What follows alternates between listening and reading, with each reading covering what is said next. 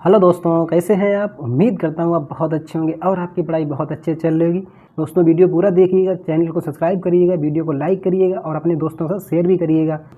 आइए दोस्तों देखते हैं आगे का क्वेश्चन। 15वें वित्त आयोग का अध्यक्ष कौन है, इसमें देखकर बताइए 15वें वित्त आयोग का अध्यक्ष कौन है। तो फ्रेंड्स आपको बहुत अच्छे से मालूम है, एन.के. सिंह है। कौन है? एन.के. सिंह है। 15वें वित्त आयोग के अध्यक्ष एन.के. सिंह है। कौन है? एन.के. सिंह है। 15वें वित्त आयोग का गठन 27 नवंबर 2017 को किया गया। इसका गठन कब हुआ था? 27 नवंबर 2017 को। किसका गठन हुआ था? 15वें वित्त आयोग का गठन हुआ था 27 नवंबर 2017 को। इस आयोग ने अपनी पहली रिपोर्ट वर्ष 2020-21 की अवधि हेतु, इसकी पहली रिपोर्ट किस वर्ष के लिए आई थी? 2020-21 की अवधि के लिए 5 दिसंबर 2019 को तथा अपनी दूसरी रिपोर्ट वर्ष 2021 से 26 की अवधि हेतु 9 नवंबर 2020 को राष्ट्रपति को सौंपी। 9 नवंबर 2020 को राष्ट्रपति को सौंपी। ठीक है फ्रेंड्स, याद रखिएगा। इसकी पहली रिपोर्ट की अवधि क्या है? 2020 से 21 के लिए, 2020 से 21 के लिए 5 दिसंबर 2019 को, और दूसरी रिपोर्ट 2021 से 26 के लिए, 2021 से 26 के लिए 9 नवंबर 2020 को राष्ट्रपति को सौंपी। ठीक है फ्रेंड्स, याद रखिएगा। नेक्स्ट क्वेश्चन देखिए। वित्त आयोग द्वारा की गई प्रत्येक सिफारिश को संसद के प्रत्येक सदन के समक्ष रखवाता है। इसमें देखकर बताइए, वित्त आयोग द्वारा की गई प्रत्येक सिफारिश को कौन संसद के प्रत्येक सदन के समक्ष रखवाता है? तो फ्रेंड्स आपको बहुत अच्छे से मालूम होगा, राष्ट्रपति। कौन रखवाता है? राष्ट्रपति। इसका आंसर बी सही है, राष्ट्रपति। नेक्स्ट क्वेश्चन देखिए। वित्त आयोग में एक अध्यक्ष के अतिरिक्त कितने सदस्य होते हैं? वित्त आयोग में एक अध्यक्ष के अतिरिक्त कितने सदस्य होते हैं? तो फ्रेंड्स आपको मालूम है 4 अन्य सदस्य होते हैं। कितने? 4 अन्य सदस्य होते हैं। इसका आंसर सी सही है, 4 अन्य सदस्य होते हैं। अनुच्छेद 280 के अंतर्गत राष्ट्रपति संविधान के प्रारंभ से 2 वर्ष के भीतर और प्रत्येक 5 वर्ष की समाप्ति पर 2 वर्ष के भीतर और प्रत्येक 5 वर्ष की समाप्ति पर वित्त आयोग का गठन करेगा। कौन करेगा? राष्ट्रपति करेगा, जो राष्ट्रपति द्वारा नियुक्त किए जाने वाले एक अध्यक्ष और 4 अन्य सदस्यों से मिलकर बनेगा। ठीक है फ्रेंड्स, याद रखिएगा। नेक्स्ट क्वेश्चन देखिए। निम्नलिखित वित्त आयोग के अध्यक्षों में से कौन कालक्रम के आधार पर पहले नियुक्त किए गए? इसमें देखकर बताइए। के.सी. पंत ये 10वें नंबर के हैं। डॉक्टर सी रंगराजन 12वें वित्त आयोग के अध्यक्ष। वाई.बी. रेड्डी 14वें वित्त आयोग के अध्यक्ष। ठीक है फ्रेंड्स, याद रखिएगा। वाई.बी. रेड्डी 14वें वित्त आयोग के अध्यक्ष और के संतानम दूसरे वित्त आयोग के अध्यक्ष। के संतानम दूसरे वित्त आयोग के अध्यक्ष। इसको फ्रेंड्स याद रखिए, निम्नलिखित दिए गए विकल्पों में से सबसे पहले नियुक्ति के संतानम जी की। ठीक है फ्रेंड्स, इसमें देखिए फ्रेंड्स, वित्त आयोग के अध्यक्षों की नियुक्ति का क्रम इस प्रकार है और इन सभी को आपको याद रखना है, क्योंकि फ्रेंड्स आपसे ना कोई सा भी पूछा जा सकता है। इन सभी को फ्रेंड्स याद करिएगा। के.सी. नियोगी पहले थे, के.सी. नियोगी पहले अध्यक्ष थे, के.सी. नियोगी पहले अध्यक्ष थे। किसके? वित्त आयोग के पहले अध्यक्ष कौन थे? के.सी. नियोगी। 1951 में पहले वित्त आयोग के अध्यक्ष कौन थे? के.सी. नियोगी। और दूसरे के के संतानम और तीसरे के ए.के. चंद्रा जी 1960 और पी.वी. राजमन्नार 1964। कौन से? चौथे वित्त आयोग के अध्यक्ष पी.वी. राजमन्नार 1964। और 5वें के फ्रेंड्स महावीर त्यागी जी 1968।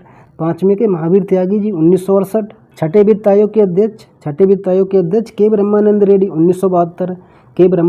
1972।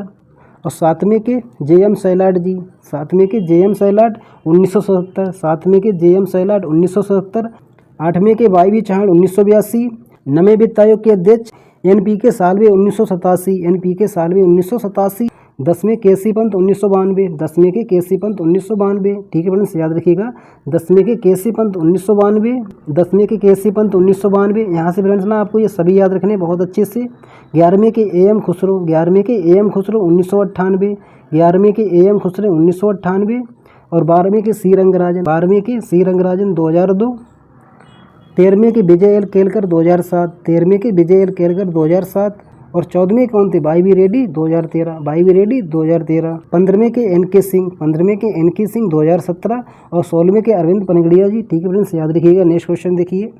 इसमें देखिए और बताइए, वित्त आयोग के 4 अन्य सदस्यों के चुने जाने की योग्यता होनी चाहिए। वित्त आयोग में कुल कितने मेंबर होते हैं? 5। उनमें से एक अध्यक्ष होता है और 4 सदस्य होते हैं। इनमें देखिए और बताइए फ्रेंड्स, जो 4 अन्य सदस्य होते हैं उनकी योग्यता क्या होनी चाहिए? आपको बताना है वित्त आयोग के 4 अन्य सदस्यों की चुने जाने की योग्यता क्या होनी चाहिए। अर्थशास्त्र का ज्ञाता हो। किसका ज्ञाता होना चाहिए? अर्थशास्त्र का ज्ञाता हो। उच्च न्यायालय का न्यायाधीश हो। उच्च न्यायालय का न्यायाधीश भी होना चाहिए, यानी कि उच्च न्यायालय के न्यायाधीश हो। लेखा और वित्त मामलों का ज्ञान हो। किसका? लेखा और वित्त मामलों का ज्ञान हो। किसको? जो 4 सदस्य चुने जाएंगे उनमें से उपर्युक्त सभी, तो फ्रेंड्स याद रखिएगा उपर्युक्त सभी, इसका आंसर डी सही है, उपर्युक्त सभी। संसद ने आयोग के अध्यक्ष और सदस्यों की योग्यता का निर्धारण किया, किसने किया है? संसद ने आयोग के अध्यक्ष और सदस्यों की योग्यता का निर्धारण किया है। आयोग का अध्यक्ष सार्वजनिक मामलों का अनुभवी होना चाहिए। फ्रेंड्स आपको ना इसकी भी योग्यता याद रखनी है कि जो अध्यक्ष होता है वो किस मामलों का अनुभवी होना चाहिए? सार्वजनिक मामलों का। किसका? सार्वजनिक मामलों का अनुभवी होना चाहिए। और जो 4 अन्य सदस्य होते हैं उनकी योग्यता देखिए फ्रेंड्स, ऐसा व्यक्ति जिसे भारत के लेखा एवं वित्त का विशेष ज्ञान हो, किसी उच्च न्यायालय का न्यायाधीश या पद के लिए योग्य व्यक्ति हो, किसी उच्च न्यायालय का न्यायाधीश या इस पद के लिए योग्य व्यक्ति हो, ऐसा व्यक्ति जिसे प्रशासन और वित्तीय क्षेत्र का व्यापक अनुभव हो, ऐसा व्यक्ति जिसे प्रशासन और वित्तीय क्षेत्र का व्यापक अनुभव हो, ऐसा व्यक्ति जो अर्थशास्त्र का ज्ञाता हो, ऐसा व्यक्ति जो अर्थशास्त्र का ज्ञाता हो। ठीक है फ्रेंड्स, याद रखिएगा ये सदस्यों के लिए योग्यताएं होती हैं और अध्यक्ष के लिए सार्वजनिक मामलों का अनुभवी होना चाहिए। ठीक है फ्रेंड्स, अध्यक्ष की भी याद रखिए और सदस्य की भी याद रखिए, आपसे कुछ भी पूछा जा सकता है। ठीक है फ्रेंड्स, याद रखिएगा, यहाँ से क्वेश्चन जरूर देखने को मिलेगा। नेक्स्ट क्वेश्चन देखिए, वित्त आयोग का गठन कितनी अवधि के लिए किया जाता है? इसमें देखकर बताइए वित्त आयोग का गठन कितनी अवधि के लिए किया जाता है? तो फ्रेंड्स आपको बहुत अच्छे से मालूम है, 5 वर्ष के लिए। कितने वर्ष के लिए? 5 वर्ष के लिए। ठीक है फ्रेंड्स, याद रखिएगा वित्त आयोग का गठन 5 वर्ष की अवधि के लिए किया जाता है। नेक्स्ट क्वेश्चन देखिएगा, निम्नलिखित कथनों पर विचार कीजिए। आपको ना फ्रेंड्स निम्नलिखित कथनों पर विचार करना है। उसके बाद देखिए फ्रेंड्स बताइए इसमें कौन सा कथन सही है। वित्त आयोग के अध्यक्ष व सदस्यों की योग्यता का निर्धारण भारत की संसद करती है। कौन करती है? भारत की संसद करती है। बिल्कुल सही है। अभी आपने देखा था वित्त आयोग के अध्यक्ष व सदस्यों की योग्यता का निर्धारण भारत की संसद करती है, ये तो कथन सही है। आगे देखिए, अध्यक्ष व सदस्यों की नियुक्ति भारत के राष्ट्रपति द्वारा की जाती है। किसके द्वारा? अध्यक्ष व सदस्यों की नियुक्ति भारत के राष्ट्रपति द्वारा की जाती है, ये भी सही है फ्रेंड्स। इसमें देखिए और बताइए क्या सही है। तो फ्रेंड्स याद रखिए इसका आंसर सी सही है, इसका आंसर सी सही है। इसमें देखिए संविधान के अनुच्छेद 282 के अनुसार संसद विधि द्वारा उन हर्ताओं को जो आयोग के सदस्यों के रूप में नियुक्ति के लिए अपेक्षित होंगी और उस रीत का जिससे उनका चयन किया जाएगा अवधारणा कर सकेगी। कौन कर सकेगी? भारत की संसद कर सकेगी। ठीक है फ्रेंड्स, याद रखिएगा। इसी के आलोक में संसद द्वारा वित्त आयोग के अधिनियम 1951 में वित्त आयोग के अध्यक्ष व सदस्यों की योग्यता का निर्धारण किया गया। ठीक है फ्रेंड्स, याद रखिएगा किस अधिनियम के तहत? 1951 के तहत। अतः कथन ए सत्य है। अनुच्छेद 280 के अनुसार अध्यक्ष व सदस्यों की नियुक्ति राष्ट्रपति द्वारा की जाती है। इसको भी याद रखिएगा, अध्यक्ष व सदस्यों की नियुक्ति किस अनुच्छेद के तहत की जाती है? अनुच्छेद 280(1) के तहत। ठीक है फ्रेंड्स, याद रखिएगा। नेक्स्ट क्वेश्चन देखिए, निम्नलिखित कथनों पर विचार कीजिए। उपर्युक्त में से कौन सा वित्त आयोग का कार्य है? आपको इसमें देखना है उपर्युक्त में से कौन सा वित्त आयोग का कार्य है। इसको देखिए फ्रेंड्स, संघ और राज्यों के बीच करों की शुद्ध आगामों का वितरण। किसके बीच? संघ और राज्यों के बीच करों की शुद्ध आगामों का वितरण, ये सही है फ्रेंड्स। आगे देखिए, ये वित्त आयोग का कार्य है। आगे देखिए, सहायता अनुदान के लिए राज्यों के आवेदन पर विचार करना। सहायता अनुदान के लिए राज्यों के आवेदन पर विचार करना किसका कार्य है? वित्त आयोग का कार्य है। देखिए इसमें बताइए फ्रेंड्स कौन सा आंसर सही है। तो फ्रेंड्स याद रखिएगा इसका आंसर सी सही है, यानी कि ये दोनों वित्त आयोग के कार्य हैं। कौन कौन सी? संघ और राज्यों के बीच करों के शुद्ध आगामों का वितरण, सहायता अनुदान के लिए राज्यों के आवेदन पर विचार करना। संविधान के अनुच्छेद 280(3) में, किसमें? 280(3) में वित्त आयोग के कर्तव्यों से संबंधित उपबंध हैं। फ्रेंड्स आपको ये भी याद होना चाहिए कि वित्त आयोग के कर्तव्य किस अनुच्छेद में है? 280(3) में है। किसमें? 280(3) में, जिसमें प्राप्त करों के भागों का संघ और राज्यों के बीच बांटना और सहायता अनुदान के लिए राज्यों के आवेदन पर विचार करना शामिल है। ठीक है फ्रेंड्स, याद रखिएगा अनुच्छेद 280(3) के तहत। नेक्स्ट क्वेश्चन देखिएगा, निम्नलिखित कथनों पर विचार कीजिए। फ्रेंड्स बहुत अच्छे क्वेश्चन है, इनको देखिए और बताइए। निम्नलिखित कथनों पर विचार कीजिए और आपको इसमें देखना है कौन सा कथन असत्य है। इस बार फ्रेंड्स आपको ना असत्य कथन बताना है। इसमें देखिए फ्रेंड्स बताइए कौन सा कथन असत्य है। वित्त आयोग वित्तीय प्रशासन में पारदर्शिता सुनिश्चित करता है। क्या ऐसा कार्य करता है? देखिए फ्रेंड्स बताइए, वित्त आयोग वित्तीय प्रशासन में पारदर्शिता सुनिश्चित करता है? नहीं फ्रेंड्स, से वित्त आयोग का ये कार्य नहीं है कि वित्तीय प्रशासन में पारदर्शिता सुनिश्चित करना। ठीक है फ्रेंड्स, याद रखिए ये कथन असत्य है। ये कथन कैसा है? ये कथन असत्य है। वित्त आयोग अनुच्छेद 275 के तहत, किसके तहत? वित्त आयोग अनुच्छेद 275 के तहत भारत की संचित निधि में से राज्यों के राजस्व में सहायता अनुदान मामलों में सुझाव देता है। बिल्कुल सही है। भारत की संचित निधि में से राज्यों के राजस्व में सहायता अनुदान मामलों में सुझाव देता है। कौन देता है? वित्त आयोग देता है। ये फ्रेंड्स सही है। आपको बताना कि आपको ये बताना है इसमें कौन सा कथन असत्य है। फ्रेंड्स दूसरा कथन सत्य है और पहला कथन असत्य है। तो फ्रेंड्स आपको बताना है कौन सा असत्य है। इसका आंसर ए सही है, यानी कि केवल एक असत्य है। इसमें देखिएगा, केंद्रीय वित्त आयोग राज्य वित्त आयोग की सिफारिश के आधार पर, केंद्रीय वित्त आयोग राज्य वित्त आयोग की सिफारिश के आधार पर राज्यों में स्थानीय निकायों, किसमें? राज्यों में स्थानीय निकायों, पंचायतों एवं नगर पालिकाओं के संसाधन की अनुपूर्ति हेतु राज्य की संचित निधि के संवर्धन के लिए उपाय तथा सुदृढ़ वित्तीय हित के मामले में सुझाव देता है, ना कि वित्तीय प्रशासन में पारदर्शिता सुनिश्चित करता है। ठीक है फ्रेंड्स, याद रखिएगा, इसका कार्य वित्तीय प्रशासन में पारदर्शिता सुनिश्चित करना नहीं है। ठीक है फ्रेंड्स, याद रखिएगा, इसका कार्य वित्तीय प्रशासन में पारदर्शिता सुनिश्चित करना नहीं है। बहुत अच्छा क्वेश्चन था फ्रेंड्स, इसको तैयार करिएगा। नेक्स्ट क्वेश्चन देखिए, सी रंगराजन किस वित्त आयोग के अध्यक्ष थे? इसमें देखिए और बताइए, सी रंगराजन किस वित्त आयोग के अध्यक्ष थे? देखिए फ्रेंड्स, बताइए सी रंगराजन किस वित्त आयोग के अध्यक्ष थे?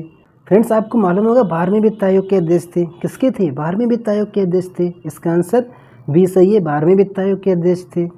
सी रंगराजन 12वें वित्त आयोग के अध्यक्ष थे। 12वें वित्त आयोग की रिपोर्ट के क्रियान्वयन का वर्ष 2005 से 2010 था। 12वें वित्त आयोग की रिपोर्ट के क्रियान्वयन का वर्ष क्या था? 2005 से 2010 था। क्या था फ्रेंड्स? 2005 से 2010 था। इसको भी याद रखिएगा। नेक्स्ट क्वेश्चन देखिए, प्रथम वित्त आयोग के अध्यक्ष कौन था? इसमें देखकर बताइए, प्रथम वित्त आयोग के अध्यक्ष कौन थे? आपको देखना और बताना है प्रथम वित्त आयोग के अध्यक्ष कौन थे। तो फ्रेंड्स याद रखिएगा, प्रथम वित्त आयोग के अध्यक्ष कौन थे? केसी नियोगी थे। कौन थे? केसी नियोगी थे। के संतानम किस वित्त आयोग के अध्यक्ष थे? ये भी फ्रेंड्स आपको मालूम होगा, दूसरे वित्त आयोग के अध्यक्ष थे। किस वित्त आयोग के अध्यक्ष थे? दूसरे वित्त आयोग के अध्यक्ष थे। केसी पंत किसके थे? केसी पंत 10वें वित्त आयोग के अध्यक्ष थे। केसी पंत 10वें वित्त आयोग के अध्यक्ष थे। ठीक है फ्रेंड्स, याद रखिएगा। इसमें देखिए, प्रथम वित्त आयोग के अध्यक्ष केसी नियोगी थे। कौन थे? केसी नियोगी थे। प्रथम वित्त आयोग का गठन 22 नवंबर 1951 को किया गया था।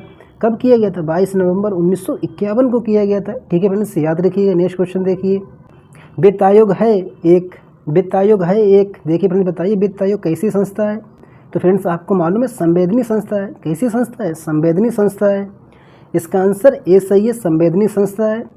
संविधान के अनुच्छेद 280 के अंतर्गत ये प्रावधान है, संविधान के अनुच्छेद 280 के अंतर्गत ये प्रावधान है कि राष्ट्रपति प्रत्येक 5 वर्ष के अंतराल पर आवश्यकता अनुसार उससे पहले वित्त आयोग का गठन करेगा।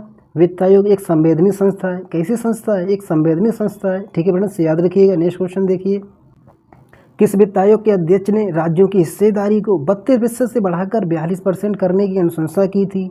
इसमें देखकर बताइए, 32% से बढ़ाकर 42% करने की अनुशंसा की थी।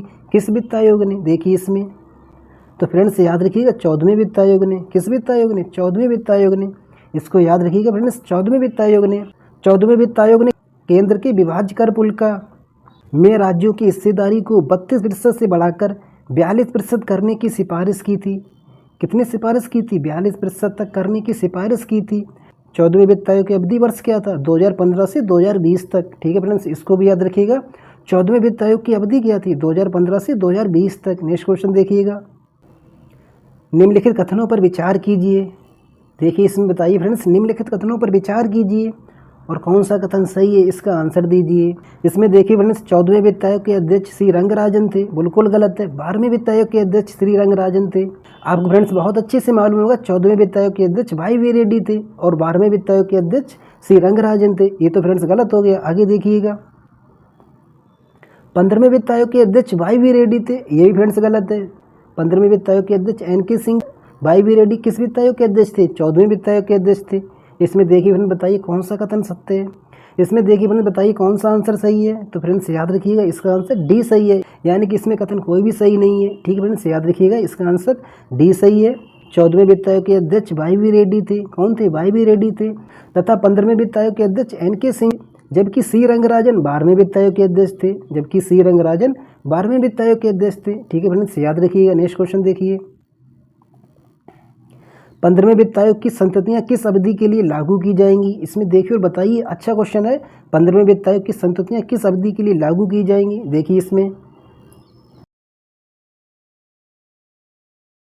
2021 से 2026 तक। 2021 से 2026 तक। इसका आंसर डी सही है, 2021 से 2026 तक, इसमें देखिएगा 15वें वित्त आयोग की संस्तुतियाँ वर्ष 2021 से 2026 के लिए लागू की जाएंगी। 2021 से 2026 के लिए लागू की जाएंगी। 15वें वित्त आयोग द्वारा 2 रिपोर्टें प्रस्तुत की गई, इसको भी याद रखिएगा। 15वें वित्त आयोग ने 2 रिपोर्टें प्रस्तुत की थी। पहली रिपोर्ट किस अवधि के लिए थी? 2020 से 2021 के लिए। 2020 से 2021 के लिए। अंतिम रिपोर्ट 2021-22 से 2025-26 के लिए। 2021-22 से 2025-26 के लिए। ठीक है फ्रेंड्स, याद रखिएगा। नेक्स्ट क्वेश्चन देखिए। 15वें वित्त आयोग के अंतर्गत ग्रामीण निकायों को, किसको? 15वें वित्त आयोग के अंतर्गत ग्रामीण निकायों को आंतरिक की जाने वाली धनराशि का बंटवारा जिला पंचायत, क्षेत्र पंचायत, ग्राम पंचायतों के मध्य क्रमशः किस अनुपात में किया जाता है? इसमें देखिए और बताइए। ग्रामीण निकायों को आंतरिक की जाने वाली धनराशि का बंटवारा जिला पंचायत, क्षेत्र पंचायत, ग्राम पंचायतों के मध्य किस अनुपात में किया जाता है? इसमें देखिए फ्रेंड्स, तो फ्रेंड्स आपको मालूम होगा 15-15-70 के अनुपात में। 15-15-70 के अनुपात में। इसका आंसर डी सही है, इसको याद रखिएगा। 15-15-70 के अनुपात में। 15वें वित्त आयोग के अंतर्गत ग्रामीण निकायों को आंतरिक की जाने वाली धनराशि का बंटवारा जिला पंचायत, क्षेत्र पंचायत, ग्राम पंचायत के मध्य 15-15-70 के अनुपात में। नेक्स्ट क्वेश्चन देखिएगा। पंचायतों के संसाधनों की पूर्ति के लिए, किसके लिए? पंचायतों के संसाधन की पूर्ति के लिए राज्यों की संचित निधि में वृद्धि करने की अनुशंसा का अधिकार किसे प्राप्त है? देखिए अपने बताइए, अच्छा क्वेश्चन है। पंचायतों के संसाधन की पूर्ति के लिए राज्यों की संचित निधि में वृद्धि करने की अनुशंसा का अधिकार किसे प्राप्त है? तो फ्रेंड्स याद रखिएगा, वित्त आयोग को। किसे प्राप्त है? वित्त आयोग को। इसका आंसर ए सही है, वित्त आयोग को। इसमें देखिएगा, संविधान के अनुच्छेद 280(3) खा के अंतर्गत केंद्रीय वित्त आयोग राज्य के वित्त आयोग द्वारा की गई सिफारिशों के आधार पर राज्य में पंचायतों के संसाधनों के अनुपूर्ति के लिए किसी राज्य की संचित निधि के संवर्धन के लिए आवश्यक उपायों के बारे में राष्ट्रपति को सिफारिश करता है। ठीक है फ्रेंड्स, याद रखिएगा। आपको ना इसमें अनुच्छेद याद रखना है। अनुच्छेद 280(3) खा के अंतर्गत। ठीक है फ्रेंड्स, याद रखिएगा। अनुच्छेद 280(3) खा के अंतर्गत। नेक्स्ट क्वेश्चन देखिएगा। पंचायती संस्थाओं के वित्तीय सशक्तिकरण में, किसमें? पंचायती संस्थाओं के वित्तीय सशक्तिकरण में केंद्रीय वित्त आयोग की भूमिका होती है। इसमें देखिए और बताइए, केंद्रीय वित्त आयोग की भूमिका क्या होती है? वित्तीय सहायता उपलब्ध कराना। क्या कराना? वित्तीय सहायता उपलब्ध कराना, वित्तीय योजनाएं तैयार करना, वित्तीय योजनाएं तैयार करना, वित्तीय प्रबंधन की सलाह देना, वित्तीय प्रबंधन की सलाह देना, उपयुक्त सभी। तो फ्रेंड्स याद रखिएगा, उपयुक्त सभी। इसका आंसर डी सही है, उपयुक्त सभी। पंचायती संस्थाओं के वित्तीय सशक्तिकरण में केंद्रीय वित्त आयोग की भूमिका में वित्तीय सहायता उपलब्ध कराना। क्या कराना? वित्तीय सहायता उपलब्ध कराना, वित्तीय योजनाएं तैयार करना, वित्तीय प्रबंधन की सलाह देना। ठीक है फ्रेंड्स, याद रखिएगा। नेक्स्ट क्वेश्चन देखिए। 15वें वित्त आयोग ने राज्यों की हिस्सेदारी को कितने प्रतिशत बनाए रखने की सिफारिश की है? इसमें देखिए और बताइए, 15वें वित्त आयोग ने राज्यों की हिस्सेदारी को कितने प्रतिशत बनाए रखने की सिफारिश की है 15वें वित्त आयोग ने? तो फ्रेंड्स याद रखिएगा, 41%। कितना? 41%। इसका आंसर डी से 41%। इसमें देखिए, महामारी के दौरान विशेष रूप से संसाधनों की उपलब्धता लंबे समय तक बनाए रखने के लिए 15वें वित्त आयोग ने राज्यों की हिस्सेदारी 41% बनाए रखने की सिफारिश की है। 41% बनाए रखने की सिफारिश की है। नए केंद्र शासित प्रदेश लद्दाख और जम्मू कश्मीर के अस्तित्व में आने से, नए केंद्र शासित प्रदेश लद्दाख और जम्मू कश्मीर के अस्तित्व में आने से 1% का समायोजन किया गया। ठीक है फ्रेंड्स, याद रखिएगा, 1% का समायोजन किया गया। 15वें वित्त आयोग ने राज्यों की हिस्सेदारी को कितने प्रतिशत बनाए रखने की सिफारिश की है? 41%। ठीक है फ्रेंड्स, याद रखिएगा। नेक्स्ट क्वेश्चन देखिए।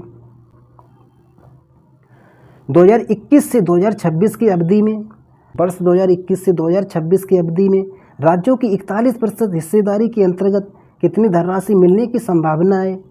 इसमें देखिए बताइए, कितनी राशि मिलने की संभावना है इस अवधि के लिए? 2021 से 2026 कितनी राशि मिलने की संभावना है? इसमें देखिए बताइए, कितनी राशि मिलने की संभावना है? अच्छा क्वेश्चन है फ्रेंड्स, अच्छे से याद रखिएगा। 42.2 लाख करोड़। कितना? 42.2 लाख करोड़। इसका आंसर बी सही है, 42.2 लाख करोड़। इसमें देखिएगा, 15वें वित्त आयोग का आकलन कि आगामी 5 वर्ष में सकल कर राजस्व 135.2 लाख करोड़ तक पहुंच जाएगा। कितना पहुंच जाएगा? 135.2 लाख करोड़ तक पहुंच जाएगा। इसमें डिविजिबल पुल की कटौती के बाद राजस्व 103 लाख करोड़ रहने का अनुमान है। राज्यों को 41% हिस्सेदारी के तहत 2021 से 2026 की अवधि में 42.2 लाख करोड़ रुपए मिलेंगे। कितने मिलेंगे? 42.2 लाख करोड़ रुपए मिलेंगे। ठीक है फ्रेंड्स, याद रखिएगा। नेक्स्ट क्वेश्चन देखिए। पंचायती राज मंत्रालय गठन कब किया गया था? इसमें देखिए फ्रेंड्स, पंचायती राज मंत्रालय गठन कब किया गया था? तो फ्रेंड्स याद रखिए वर्ष 2004 में कब किया गया था, वर्ष 2004 में। आपको याद रखना है पंचायती राज मंत्रालय का गठन 27 मई 2004 को किया गया था। कब किया गया था, 27 मई 2004 को किया गया था। नेक्स्ट क्वेश्चन देखिए, ग्राम पंचायतों के समग्र एवं समेकित विकास हेतु, कैसे विकास के लिए, ग्राम पंचायतों के समग्र एवं समेकित विकास हेतु ग्राम पंचायत विकास योजना GPDP, हमारी योजना हमारा विकास की प्रक्रिया उत्तर प्रदेश के सभी ग्राम पंचायतों में कब लागू किया गया। इसमें देखिए फ्रेंड्स बताइए, बहुत अच्छा क्वेश्चन है। ग्राम पंचायतों के समग्र एवं समेकित विकास हेतु ग्राम पंचायत विकास योजना GPDP, हमारी योजना हमारा विकास की प्रक्रिया को उत्तर प्रदेश के सभी ग्राम पंचायतों में कब लागू किया गया। तो फ्रेंड्स याद रखिएगा वर्ष 2015-16 में। इसको कब लागू किया गया था, वर्ष 2015-16 में। इसका आंसर डी सही है, वर्ष 2015-16 में। ग्राम पंचायतों की विकास योजना का उद्देश्य ग्राम पंचायतों को सामाजिक आर्थिक व्यक्तित्व विकास की दिशा में प्रगतिशील करना एवं समुदाय को निर्णय लेने में सक्षम बनाना। ग्राम पंचायत विकास योजना हमारी योजना हमारा विकास की प्रक्रिया को उत्तर प्रदेश के सभी ग्राम पंचायतों में वर्ष 2015-16 में लागू किया गया। ठीक है फ्रेंड्स, याद रखिएगा वर्ष 2015-16 में लागू किया गया। नेक्स्ट क्वेश्चन देखिए, 15वें वित्त आयोग की रिपोर्ट का शीर्षक क्या है। इसमें देखिए और बताइए 15वें वित्त आयोग की रिपोर्ट का शीर्षक क्या है। तो फ्रेंड्स याद रखिएगा वित्त आयोग कोविड के दौर में, किस दौर में, वित्त आयोग कोविड के दौर में। 15वें वित्त आयोग रिपोर्ट का शीर्षक क्या है, वित्त आयोग कोविड के दौर में। ठीक है फ्रेंड्स, याद रखिएगा। नेक्स्ट क्वेश्चन देखिए, निम्नलिखित कथनों पर विचार कीजिए। आपको फ्रेंड्स ना कुछ कथन दिए हैं, उन पर विचार करना है। विचार करने के बाद दोस्तों बताइए इसमें कथन कौन सा सही है। वित्त आयोग कैसा निकाय है, एक असंवैधानिक निकाय है, बिल्कुल गलत है। वित्त आयोग एक संवैधानिक निकाय है, कैसा निकाय है, वित्त आयोग एक संवैधानिक निकाय है, ना कि असंवैधानिक निकाय है। वित्त आयोग का गठन किस अनुच्छेद के तहत है, 280 के तहत। ठीक है फ्रेंड्स, याद रखिएगा वित्त आयोग एक संवैधानिक निकाय है, ना कि असंवैधानिक निकाय है। यानी कि फ्रेंड्स ये तो गलत हो गया। संघीय वित्त आयोग पंचायतों को वित्तीय सहायता देने के लिए संतुष्टि नहीं कर सकता। देखिए इसमें बताइए, संघीय वित्त आयोग पंचायतों को वित्तीय सहायता देने के लिए संतुष्टि नहीं कर सकता है, बिल्कुल कर सकता है फ्रेंड्स। यानी कि ये भी कथन गलत है, यानी कि ये भी कथन गलत है फ्रेंड्स। याद रखिएगा ये दोनों कथन गलत हैं। इसमें देखिए फ्रेंड्स, इसमें फ्रेंड्स आपको बताना था कौन सा कथन सत्य है। तो फ्रेंड्स याद रखिएगा इसमें कोई सा कथन सत्य नहीं था, यानी कि इसका आंसर डी सही है, यानी कि इसका आंसर डी सही है। इसमें देखिएगा संविधान के अनुच्छेद 280 के तहत वित्त आयोग का गठन किया गया। किसके तहत, 280 के तहत वित्त आयोग का गठन किया गया। यानी फ्रेंड्स ये संवैधानिक निकाय है। कैसा निकाय है, संवैधानिक निकाय है। आगे देखिएगा अनुच्छेद 280(3) खाखा में, अनुच्छेद 280(3) खाखा में उपबंध है कि संघीय वित्त आयोग राज्य वित्त आयोग की सिफारिशों के आधार पर राज्यों की पंचायतों को संसाधन की उपलब्धता के लिए राज्य की संचय निधि में वृद्धि के लिए आवश्यक उपाय सुझाएगा। ठीक है फ्रेंड्स, याद रखिएगा इसका आंसर डी सही था, इसमें कोई कथन सही नहीं था। ठीक है फ्रेंड्स, याद रखिएगा। नेक्स्ट क्वेश्चन देखिए, इस वित्त आयोग ने ग्रामीण स्थानीय निकायों को अधिकार हस्तांतरण के लिए आयोग की सिफारिशें शुरू हुई थी। देखिए इसमें बताइए किस वित्त आयोग से, आपको बताना है किस वित्त आयोग से ग्रामीण स्थानीय निकायों को अधिकार हस्तांतरण के लिए आयोग की सिफारिशें शुरू हुई थी। इसमें देखिए अपने बताइए किस वित्त आयोग से। तो फ्रेंड्स याद रखिएगा 10वें वित्त आयोग से। किस वित्त आयोग से, 10वें वित्त आयोग से। इसका आंसर ये सही है, 10वें वित्त आयोग से। अच्छा क्वेश्चन है, इसको भी याद रखिएगा। ग्रामीण स्थानीय निकायों को अधिकार हस्तांतरण के लिए आयोग की सिफारिशें 10वें वित्त आयोग से शुरू हुई थी। ठीक है फ्रेंड्स, याद रखिएगा स्थानीय निकायों के लिए 10वें वित्त आयोग ने कुल 5381 करोड़ रुपए सहायता अनुदान किया था, जिसमें ग्राम पंचायतों और नगर निकायों की हिस्सेदारी क्रमशः 80 और 20 के अनुपात में, किस अनुपात में, 80 और 20 के अनुपात में। ठीक है फ्रेंड्स, याद रखिएगा। नेक्स्ट क्वेश्चन देखिए, निम्नलिखित में से कौन सम्मिलित नहीं है। इसमें देखिए और बताइए निम्नलिखित में से कौन सम्मिलित नहीं है। आपको इसमें केंद्रीय वित्त आयोग दिए और उसकी अवधि दी है, और उसकी अवधि दी है। देखिए और बताइए इसमें कौन सा सही सम्मिलित नहीं है। 10वां वित्त आयोग 1997 से 2002 के बीच, 10वां वित्त आयोग 1997 से 2002 के बीच, बिल्कुल गलत है फ्रेंड्स।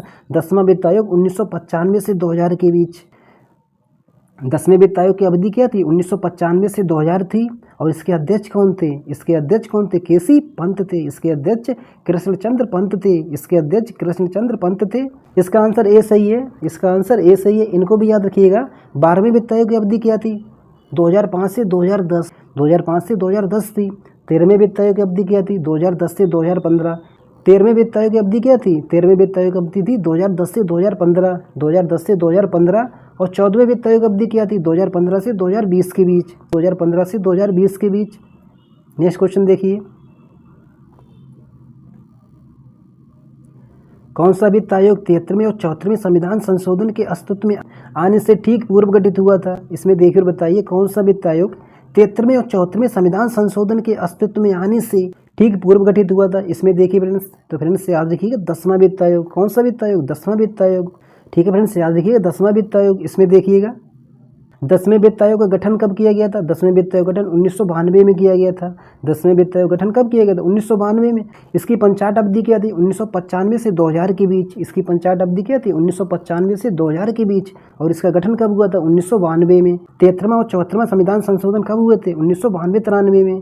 73वें और 74वें संविधान संशोधन के अस्तित्व में आने से ठीक 1 वर्ष पूर्व गठित किया गया। 1 वर्ष पूर्व गठित किया गया। ठीक है फ्रेंड्स, याद रखिएगा। नेक्स्ट क्वेश्चन देखिए, कौन सा अनुच्छेद पंचायतों के वित्तीय संसाधनों से संबंधित है? आपको इसमें बताना है कौन सा अनुच्छेद पंचायतों के वित्तीय संसाधनों से संबंधित है। इसमें देखिए और बताइए, पंचायतों के वित्तीय संसाधनों से संबंधित है। तो फ्रेंड्स याद रखिएगा, अनुच्छेद 243H और अनुच्छेद 243I पंचायतों के वित्तीय संसाधन से। किस संसाधन से? वित्तीय संसाधन से। वित्तीय संसाधन फ्रेंड्स क्या आएगा? पंचायतों द्वारा कर आरोपित करने की शक्ति भी आएगी, और फ्रेंड्स वित्त आयोग का गठन भी आएगा। वित्त आयोग का गठन भी आएगा, यानी कि कर भी आएगा और फ्रेंड्स वित्त आयोग गठन भी आएगा। अनुच्छेद 243H भी संबंधित है, अनुच्छेद 243I भी संबंधित है, यानी कि इसका आंसर सी सही है।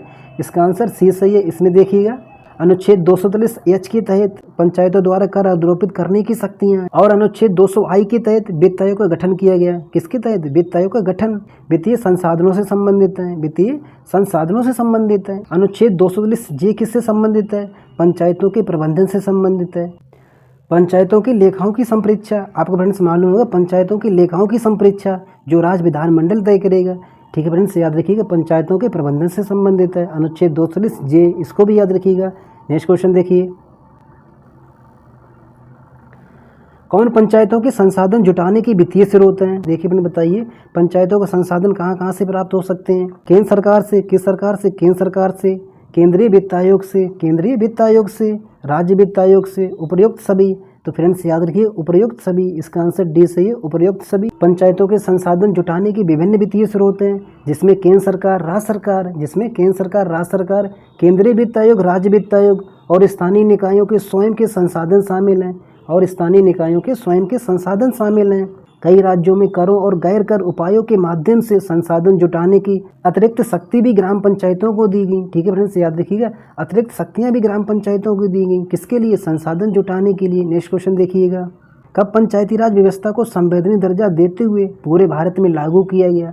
इसमें देखिए और बताइए, कब पंचायती राज व्यवस्था को संवैधानिक दर्जा देते हुए पूरे भारत में लागू किया गया? देखिए इसमें, तो फ्रेंड्स याद रखिएगा 24 अप्रैल 1993 से। आपको बहुत अच्छे से मालूम होगा, 24 अप्रैल 1993 से। ठीक है फ्रेंड्स, याद रखिएगा। इसमें देखिए 73वां संविधान संशोधन के अनुसार संविधान के भाग 9 में पंचायत नाम से अनुच्छेद 240 कहाँ से अनुच्छेद 248 तक 16 अनुच्छेद जोड़े गए। ये संशोधन 22-23 दिसंबर 1992 में लोकसभा से कब पारित हुआ था? 22 दिसंबर 1992 को, और राज्यसभा से 23 दिसंबर 1992 को। ठीक है फ्रेंड्स, इसको भी याद रखिएगा। 20 अप्रैल 1993 को राष्ट्रपति द्वारा इस संशोधन को स्वीकृति प्रदान की गई। ठीक है फ्रेंड्स, इसको भी याद रखिएगा, राष्ट्रपति द्वारा संशोधन को स्वीकृति कब प्रदान की गई? 20 अप्रैल 1993 को। 20 अप्रैल 1993 को। 24 अप्रैल 1993 से पंचायती राज को संवैधानिक दर्जा देते हुए पूरे भारत में लागू कर दिया गया। पूरे भारत में लागू कर दिया गया। ठीक है फ्रेंड्स, याद रखिएगा, पूरे भारत में लागू कर दिया गया। नेक्स्ट क्वेश्चन देखिए, प्रथम वित्त आयोग का गठन कब किया गया? इसमें देखिए और बताइए, प्रथम वित्त आयोग का गठन कब किया गया? वर्ष 1952 में। कब किया गया था? वर्ष 1952 में। ठीक है फ्रेंड्स, याद रखिएगा 6 अप्रैल 1952 को। इसका आंसर बी सही है। इसमें देखिए, प्रथम वित्त आयोग का गठन 22 नवंबर 1951 को राष्ट्रपति के आदेश के तहत 6 अप्रैल 1952 को किया गया। कब किया गया था? 6 अप्रैल 1952 को किया गया। प्रथम वित्त आयोग के अध्यक्ष केसी नियोगी थे। कौन थे? केसी नियोगी थे। इनको भी याद रखिएगा। प्रथम वित्त आयोग का गठन 22 नवंबर 1951 को राष्ट्रपति के आदेश के तहत 6 अप्रैल 1952 को किया गया। नेक्स्ट क्वेश्चन देखिए, वित्त आयोग के अध्यक्ष का चुनाव किसका? वित्त आयोग के अध्यक्ष का चुनाव किस क्षेत्र में अनुभव रखने वाले व्यक्तियों में से किया जाता है? तो फ्रेंड्स याद रखिएगा, अध्यक्ष का चुनाव सार्वजनिक मामले में। किस मामले में? सार्वजनिक मामले में। इसका आंसर डी सही है, सार्वजनिक मामले में। याद रखिए फ्रेंड्स, वित्त आयोग अधिनियम 1951 और वित्त आयोग वेतन और भत्ते नियम 1951 में निहित प्रावधानों के अनुसार, और वित्त आयोग वेतन और भत्ते नियम 1951 में निहित प्रावधानों के अनुसार आयोग के अध्यक्ष का चुनाव सार्वजनिक मामलों में अनुभव रखने वाले व्यक्तियों में से किया जाता है। ठीक है फ्रेंड्स, याद रखिएगा, सार्वजनिक मामलों में अनुभव रखने वाले व्यक्तियों में से किया जाता है। नेक्स्ट क्वेश्चन देखिएगा, नंद किशोर किस वित्त आयोग के अध्यक्ष थे? इसमें देखिए बताइए, नंद किशोर किस वित्त आयोग के अध्यक्ष थे? तो फ्रेंड्स आपको मालूम है 15वें वित्त आयोग के अध्यक्ष थे। नंद किशोर 15वें वित्त आयोग के अध्यक्ष 27 नवंबर 2017 को 15वें वित्त आयोग को गठन किया गया। 15वें वित्त आयोग का गठन किया गया। ठीक है फ्रेंड्स, याद रखिएगा। नेक्स्ट क्वेश्चन देखिए, 14वें वित्त आयोग ने अपने विभाज्य पूल से कितना प्रतिशत स्थानीय निकायों को आवंटित किया? इसमें देखिए बताइए, 14वें वित्त आयोग ने अपने विभाज्य पूल से कितना प्रतिशत स्थानीय निकायों को आवंटित किया? आपको फ्रेंड्स बताना है 14वें वित्त आयोग से। तो फ्रेंड्स याद रखिएगा 4.31%। कितना? 4.31%। इसका आंसर सी सही है, 4.31%। 14वें वित्त आयोग ने अपने विभाज्य पूल से 4.31% स्थानीय निकायों को आवंटित किया है। ठीक है फ्रेंड्स, याद रखिएगा। 14वें वित्त आयोग के अध्यक्ष कौन थे? Why we Reddy ji. कौन थे? Why we Reddy ji. 14वें वित्त आयोग ने अपने विभाज्य पूल से 4.31% स्थानीय निकायों को आवंटित किया। ठीक है फ्रेंड्स, याद रखिएगा। नेक्स्ट क्वेश्चन देखिए, 15वें वित्त आयोग ने अपने विभाज्य पूल से कितना प्रतिशत स्थानीय निकायों को आवंटित किया? इसमें देखिए फ्रेंड्स, 15वें वित्त आयोग ने अपने विभाज्य पूल से स्थानीय निकायों को कितना आवंटित किया? इसमें देखिए, अब आपको बताना है 15वें वित्त आयोग से। तो फ्रेंड्स याद रखिएगा 4.15%। कितना किया था? 4.15%। इसका आंसर ए सही है, 4.15%। और 14वें वित्त आयोग ने 4.31%। 15वें वित्त आयोग से 4.15%, 4.15%। ठीक है फ्रेंड्स, याद रखिएगा। नेक्स्ट क्वेश्चन देखिए, 14वें वित्त आयोग का गठन किया गया था। इसमें देखकर बताइए 14वें वित्त आयोग का गठन कब किया गया था? आपको बताना 14वें वित्त आयोग का गठन कब किया गया। देखिए इसमें फ्रेंड्स याद रखिएगा 2 जनवरी 2013 को। इसका गठन कब हुआ था 14वें वित्त आयोग का? 2 जनवरी 2013 को। ठीक है फ्रेंड्स, याद रखिएगा। 14वें वित्त आयोग अध्यक्ष कौन थे? Why we Reddy ji. 2 जनवरी 2013 को इसका गठन किया गया था। नेक्स्ट क्वेश्चन देखिएगा, 11वें वित्त आयोग के अनुसार, किसके अनुसार? 11वें वित्त आयोग के अनुसार अनुदानों पर प्रथम प्रभार किसका होना चाहिए? इसमें देखिए और बताइए, अनुदानों पर प्रथम प्रभार किसका होना चाहिए? लेखाओं के रख रखाव एवं लेखा परीक्षा पर। किस पर होना चाहिए? लेखाओं के रख रखाव एवं लेखा परीक्षा के लिए। ठीक है फ्रेंड्स, याद रखिएगा। 11वें वित्त आयोग के अनुसार अनुदानों पर प्रथम प्रभार लेखाओं के रख रखाव एवं लेखा परीक्षा पर। नेक्स्ट क्वेश्चन देखिए फ्रेंड्स, 13वें वित्त आयोग ने प्रदर्शन अनुदान का उपयोग करने हेतु ग्रामीण स्थानीय निकायों के लिए, किसके लिए? ग्रामीण स्थानीय निकायों के लिए कितनी शर्तें निर्धारित की? देखिए इसमें फ्रेंड्स 13वें वित्त आयोग ने, तो फ्रेंड्स याद रखिएगा 6 शर्तें। कितनी शर्तें? 6 शर्तें। इसको याद रखिए फ्रेंड्स, 6 शर्तें। ग्रामीण स्थानीय निकायों के लिए 6 शर्तें और शहरी स्थानीय निकायों के लिए 9 शर्तें। शहरी स्थानीय निकायों के लिए 9 शर्तें। इसको भी याद रखिएगा फ्रेंड्स। 13वें वित्त आयोग ने ग्रामीण स्थानीय निकायों के लिए 6 शर्तें, शहरी स्थानीय निकायों के लिए 9 शर्तें। ठीक है फ्रेंड्स, याद रखिएगा। नेक्स्ट क्वेश्चन देखिए, 13वें वित्त आयोग ने प्रदर्शन अनुदान का उपयोग करने हेतु शहरी स्थानीय निकायों के लिए कितनी शर्तें निर्धारित की? तो फ्रेंड्स आपको मालूम है 9 शर्तें। कितनी? 9 शर्तें। ग्रामीण स्थानीय निकायों के लिए 6 शर्तें, शहरी स्थानीय निकायों के लिए 9 शर्तें। नेक्स्ट क्वेश्चन देखिए, संविधान के भाग 9 एवं 9A से बाहर किए गए क्षेत्रों के लिए किस वित्त आयोग द्वारा एक विशेष क्षेत्र अनुदान का प्रावधान किया गया? देखिए इसमें बताइए फ्रेंड्स। तो फ्रेंड्स याद रखिएगा 13वें वित्त आयोग से। 13वें वित्त आयोग ने संविधान के भाग 9 एवं भाग 9A से किए गए क्षेत्रों के लिए एक विशेष क्षेत्र अनुदान का प्रावधान किया। इस अनुदान के 2 घटक थे, एक विशेष क्षेत्र मूल अनुदान, एक विशेष क्षेत्र मूल अनुदान और एक विशेष क्षेत्र प्रदर्शन अनुदान, एक विशेष क्षेत्र प्रदर्शन अनुदान। इसके कितने घटक थे? इसके 2 घटक थे, विशेष क्षेत्र मूल अनुदान, विशेष क्षेत्र प्रदर्शन अनुदान। नेक्स्ट क्वेश्चन देखिए फ्रेंड्स, 13वें वित्त आयोग ने विशेष क्षेत्र प्रदर्शन अनुदान प्राप्त करने के लिए कितनी शर्तों का निर्धारण किया? कितनी शर्तों का निर्धारण किया था? इसमें देखिए और बताइए फ्रेंड्स। 13वें वित्त आयोग ने विशेष क्षेत्र प्रदर्शन अनुदान प्राप्त करने के लिए, विशेष क्षेत्र प्रदर्शन अनुदान प्राप्त करने के लिए कितनी शर्तों का निर्धारण किया था? इसमें देखिए फ्रेंड्स। तो फ्रेंड्स याद रखिएगा 4 शर्तों का। कितनी शर्तों का? 4 शर्तों का। 13वें वित्त आयोग ने विशेष क्षेत्र प्रदर्शन अनुदान प्राप्त करने के लिए 4 शर्तों का निर्धारण किया। कितनी शर्तों का? 4 शर्तों का निर्धारण किया। ठीक है फ्रेंड्स, याद रखिएगा। नेक्स्ट क्वेश्चन देखिए,